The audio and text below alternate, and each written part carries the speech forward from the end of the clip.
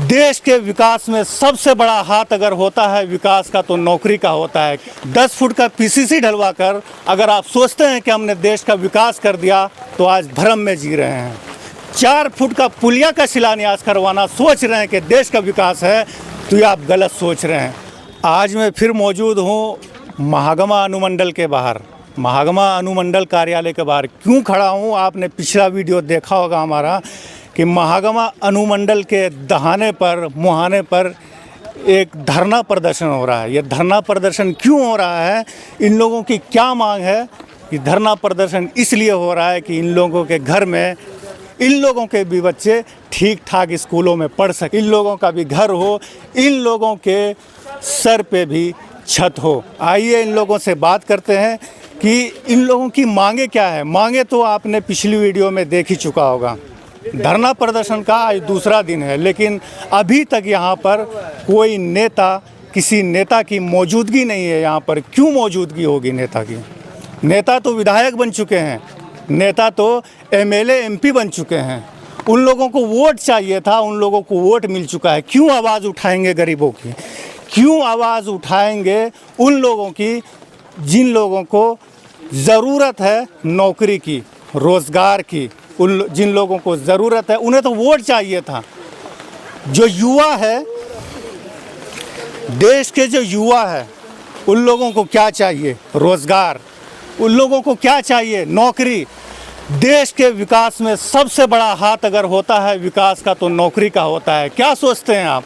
10 foot का PCC ढलवा कर अगर आप सोचते हैं कि हमने देश का विकास कर दिया तो आज भ्रम में जी रहे हैं।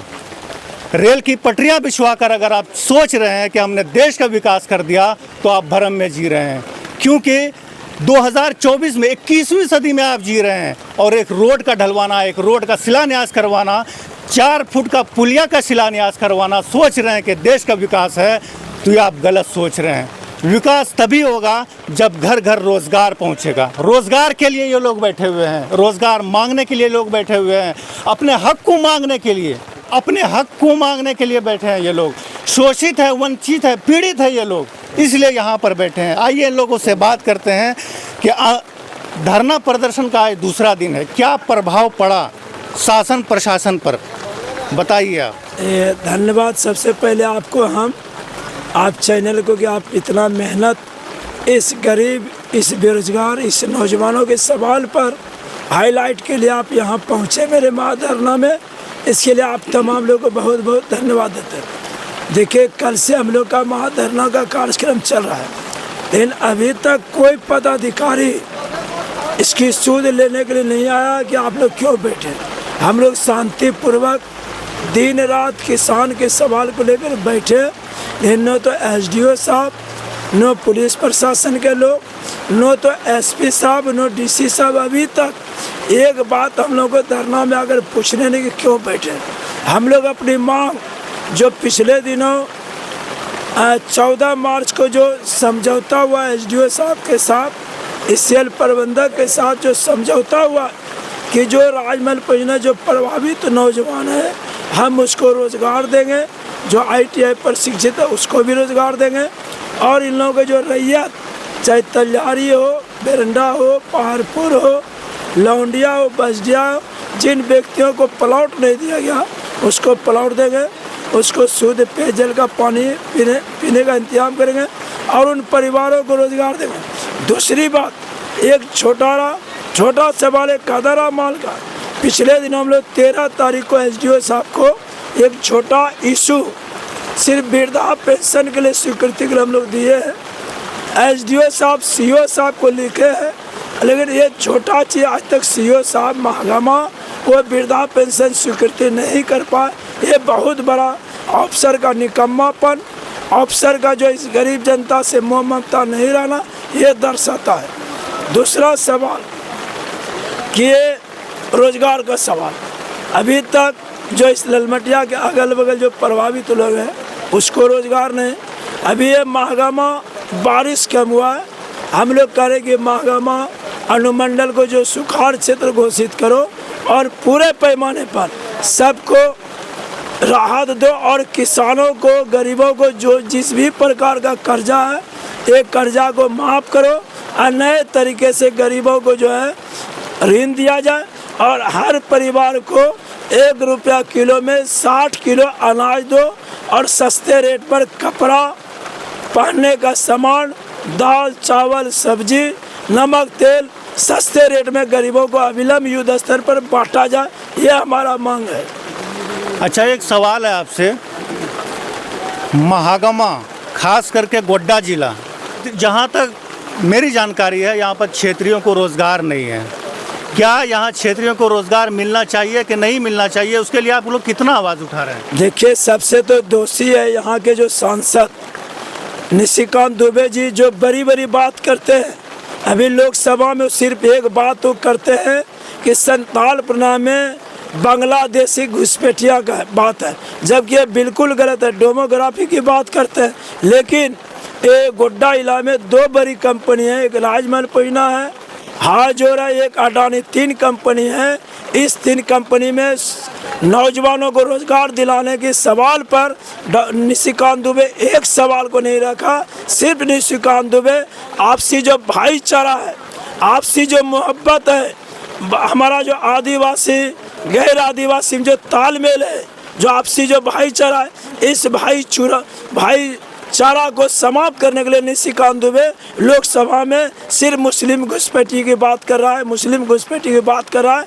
और यहाँ तक लोकसभा में कह दिया कभी संतालपना को ये जो है अलग कराया जाए और ये मुस्लिम जो है इस पर हावी है। ये गलत बात है।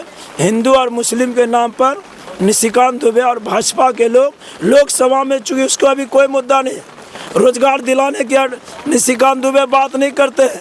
मोदी जी महंगाई पर बात नहीं करते हैं, मोदी जी रोजगार पर बात नहीं करते हैं, मोदी जी लोगों को शिक्षा मिले इसकी बात नहीं करते हैं, मोदी जी किसानों खेत में पानी पहुँचे इसकी बात नहीं करते निशिकांत दुबे। सिर्फ निशिकांत दुबे संतालपना में कि बांग्लादेशी मुसलमान घुसपैठी है, इस सवाल पर लगातार वो अनगलल बयान दे रहा है। हम ये मार्क्सवादी कम्युनिस्ट पार्टी के लोग निशिकांत दुबे का जो बयान का हम लोग घोर विरोध करते हैं और हम निशिकांत दुबे जी से कहेंगे, माननीय सांसद गोड्डा से, कि इस तरह का बयान पर आप बाज आइए, नहीं तो गोड्डा जिला की जनता, गोड्डा लोकसभा की जनता, संतालपना की जनता आपके खिलाफ में विद्रोह छेड़ेगा, फिर आप संभाल नहीं पाइएगा। ये आदिवासी का क्षेत्र है, संतालपना, सीधो कानून, चांद भैरव, तिलका मंझी, बिरसा मुंडा का ये धरती है। अगर इस धरती में आदिवासी गैर आदिवासी को बांटने का अगर साजिश करोगे तो इसका जवाब संतालपना का आदिवासी गरीब जनता आपको देगा, ये भोगना पड़ेगा आपको। मेरा मानना है कि गोड्डा जिला, महागमा विधानसभा इस देश का सबसे अभागा जिला है, सबसे अभागा विधानसभा है, क्योंकि गोड्डा जिला में रोज़गार का इतना विकल्प होते हुए भी यहाँ के युवा पलायन कर रहे हैं बाहर। यहाँ के युवा बाहर जा रहे हैं काम करने के लिए। शिक्षित युवा, जो ग्रेजुएट युवा है, वो छोटी मोटी नौकरी करने पर विवश हैं। क्यों भागा है? इतनी बड़ी कंपनी अडानी गोड्डा ज़िला में, एशिया का सबसे बड़ा ओपन कोल माइंस गोड्डा ज़िला में, लेकिन यहाँ के युवाओं को बाहर जाना पड़ता है काम करने के लिए। क्यों? नेता आवाज़ नहीं उठाते हैं। जनता के समर्थन से आप नेता तो बन जाते हैं, जनता के समर्थन से आप जीत तो जाते हैं, लेकिन मात्र आप विधायक और एमपी बनकर रह जाते हैं। नेता जब बने थे तो नेता बनकर रहिए ना साहब, नेता बनकर क्यों नहीं रहते हैं? नेता जनप्रतिनिधि यानी जनता की आवाज़, जनता की आवाज़ बनिए। आज ये लोग शौक से नहीं बैठे हैं यहाँ पर, इन्हें शौक नहीं है घर से बाहर बैठकर पिकनिक मनाने की। यहाँ रात में सोते हैं, मच्छर से कटवाते हैं। क्या हालत होती है यहाँ पर घर के बाहर बैठने में, आसमान के नीचे सोने में, क्या परेशानी होती है। शौक से नहीं बैठे हैं। अभी बारिश हो रही है, इन लोगों का हौसला नहीं टूटा है अभी। क्यों? रोज़गार नहीं है, घर में चूल्हा नहीं जलता है।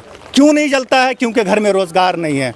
रोज़गार होगा तभी देश का विकास होगा। मैंने कहा था कि 21वीं सदी में पीसीसी रोड ढलवाना, पीसीसी रोड का शिलान्यास करवाना विकास नहीं है।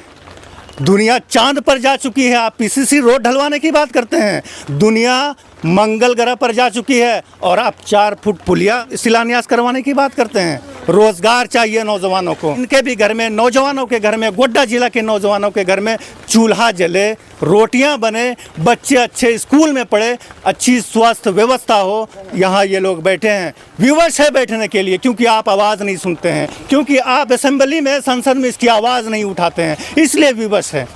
और अनुमंडल कार्यालय के बाहर बैठे हैं ये लोग, बिल्कुल दहाने पर मुहाने पर, लेकिन उनके कानों में जूं तक नहीं रेंग रही है कि कम से कम इनकी आवाज़ सुने, आकर सूद लें, इनकी आवाज़ें सुने, इनकी बातों को सुने कि आखिर ये कहना क्या चाह रहे हैं। आइए सुनिए, मात्र एमपी और विधायक बन के मत रहिए, आप नेता हैं, क्षेत्र के नेता की तरह आइए, इनकी आवाज़ उठाइए। या जो बड़े अफसर हैं, जो सुन सकते हैं इनकी आवाज़ों को, जो मांगे पूरी कर सकते हैं इनकी, आइए इनकी मांगों को पूरी कीजिए। शोषित, वंचित, पीड़ित लोग हैं, यहाँ के युवा परेशान हैं, बेहाल हैं। मैं क्या कहना चाहूँगा आप लोगों से, बस यही कहना चाहूँगा, एक रिक्वेस्ट करना चाहूँगा, क्योंकि आप लोग बड़े लोग हैं, आप लोगों के घर तक इन लोगों को जाने की हिम्मत नहीं है। ज़रूरत पड़ी तो हिम्मत भी जुटाएंगे ये लोग। मैं अभी मौजूद था महागमा अनुमंडल के बाहर, यहाँ पर धरना प्रदर्शन हो रहा है, यहाँ पर मैं मौजूद था। इन लोगों का दूसरा दिन है आज प्रदर्शन का, मैं दिखा रहा था। आप बने रहिएगा देसी तरकश के साथ, आगे के अपडेट्स के लिए, आगे अपडेट्स भी मैं